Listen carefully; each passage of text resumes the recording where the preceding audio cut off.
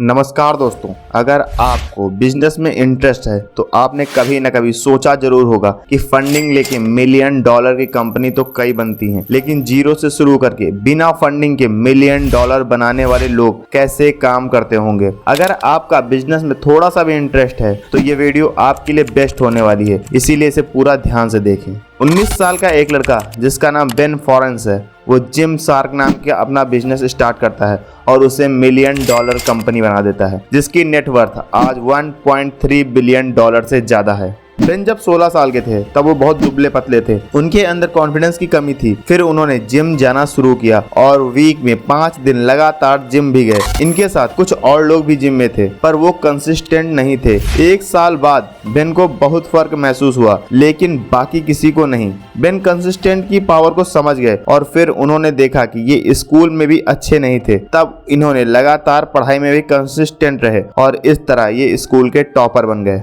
उसके बाद इन्होंने गाड़ियों के नंबर प्लेट बेचने का काम करने लगे और इसमें उनको कमीशन मिलता था। जब ये कॉलेज गए तब उन्होंने 4 ऐप बनाई, जिनमें एक ऐप था जिसमें आप अपनी पूरी एक्सरसाइज के बारे में लिख सकते थे और सेकंड ऐप में आप ऐसा देख सकते थे कि कौन सी एक्सरसाइज कैसे करना है, और ये दोनों ऐप बहुत तेजी से ग्रो हुई। फिर इन्होंने एक और ऐप बनाया जिसमें सभी फिटनेस से रिलेटेड लोग कनेक्ट हो सके, लेकिन ये ऐप बहुत बुरा फेल हुआ। इससे इनको एक बात तो समझ आ गई कि फेल होना बहुत जरूरी है और जल्दी जल्दी फेल होना उससे ज्यादा जरूरी है, क्योंकि तभी आप बहुत सक्सेसफुल हो सकते हो। अब वो इतना तो समझ गए थे कि उनको फिटनेस से रिलेटेड काम करना है और सप्लीमेंट्री और जिम से रिलेटेड कुछ सोच रहे थे। एक दिन इनका एक फ्रेंड मिला जो कि USN में काम करता था। USN बेसिकली सप्लीमेंट बनाने वाली कंपनी है। उन्होंने अपने दोस्त से कहा, मुझे सप्लीमेंट बल्क में दे दो, मैं तुम्हें इससे जो प्रॉफिट होगा उसे तुम्हें दे दूंगा। लेकिन उनके दोस्त ने कहा, इसके लिए तुम्हें 8,000 पाउंड का फंड जमा करना होगा। इतना पैसा उन्होंने अपनी लाइफ में कभी नहीं देखा था और अपने आप को फेल समझने लगे। लेकिन फिर इनके दिमाग में एक आइडिया आया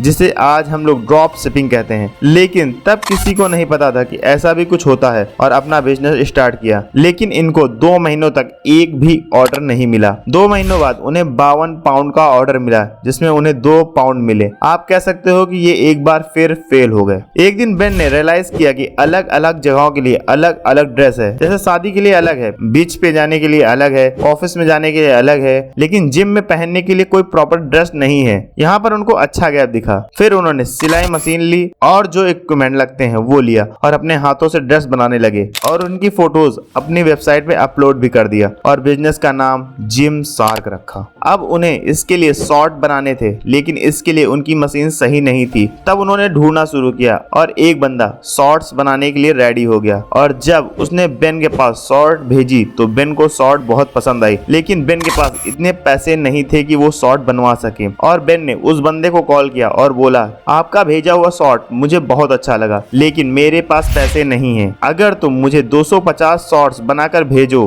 तो मैं तुम्हें सारे शॉर्ट बेचकर पैसे दे दूंगा। बेन को पता था कि ये ना होने वाला है, लेकिन उधर से ओके का रिप्लाई आया और उसने बेन के पास शॉर्ट भेज दिए। और इधर बेन ने पूरी मेहनत से 48 घंटों में सारे शॉर्ट बेच भी दिए और उस बंदे को फुल पेमेंट कर दिया। लेकिन बेन को कॉलेज जाना होता था और कॉलेज का वर्क कंप्लीट करना होता था। पिज्जा डिलीवरी का काम करते थे और अपने हाथों से कपड़ों की सिलाई करते थे और जो ऑर्डर आते थे उनकी पैकिंग भी करते थे। इतना कुछ करने के बाद भी वो हमेशा हैप्पी रहते थे। अब डेली के 200 से 400 पाउंड तक ऑर्डर आने लगे थे और ये बिना किसी मार्केटिंग के थे। अब बेन को पता चल गया था कि उनका प्रोडक्ट बेस्ट तो है, लेकिन उसे अब और बड़े स्केल पर कैसे ले जाएं। उस टाइम यूके में फिटनेस एक्सपो नाम की एक चीज होती थी, जिसमें बड़े बड़े सेलिब्रिटी और फिटनेस यूट्यूबर आते थे, जिससे लोग बॉडी बिल्डिंग के लिए इंस्पायर हो। और बेन को ये आइडिया आया कि क्यों ना वहीं पर अपना एक स्टॉल लगाया जाए। लेकिन उनके पास 2000 पाउंड नहीं थे।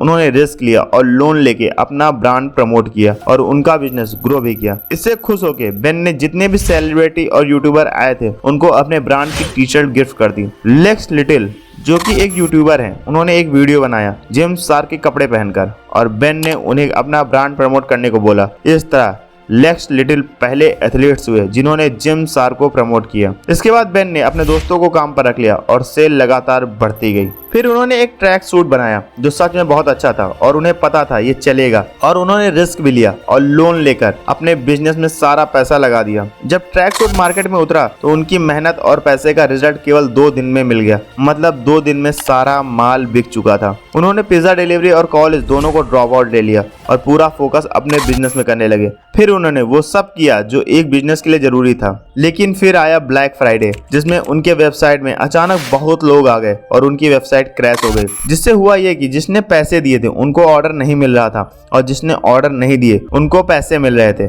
इस तरह 1,43,000 US$ का नुकसान हुआ और लोग उन्हें वीडियो बनाकर गालियां दे रहे थे और अपने बैड एक्सपीरियंस को शेयर भी कर रहे थे। तब बेन ने सभी कस्टमर से हैंड रिटन लेटर लिखकर माफी मांगी और वेबसाइट पर काम भी किया, जिससे लोगों का ट्रस्ट दोबारा उन पर होने लगा। और फिर बेन समझ गए थे जितना जरूरी बाहर की चीजों को कंट्रोल करना है उससे ज्यादा बैक साइड की चीजों को कंट्रोल करना है, क्योंकि जब तक बिजनेस धीरे धीरे बढ़ रहा होता है तब तक कोई प्रॉब्लम नहीं होती, लेकिन जब अचानक ग्रो होता है तो बिजनेस में बहुत प्रॉब्लम आती है। और इसके बाद जिम शार्क में जहां पहले कुछ लोग काम कर रहे थे वो बढ़कर 900 लोग हो चुके थे और 2020 में कंपनी की वैल्यू $1.45 बिलियन तक पहुंच गई और यूएस में 2 में से 1 कंपनी बनी जिसने बिना फंडिंग के यूनिकॉर्न बनाई। ये स्टोरी है बेन की और आपने इस वीडियो में क्या क्या सीखा वो कमेंट करके बताएं। आई होप आपको ये वीडियो पसंद आई होगी। अगर आपको कुछ कहना है तो आप कमेंट कर सकते हैं और मुझे सपोर्ट करने के लिए इस चैनल को सब्सक्राइब करके और लोगों के पास शेयर भी कर सकते हैं। मिलते हैं अगली वीडियो में, तब तक के लिए जय हिंद।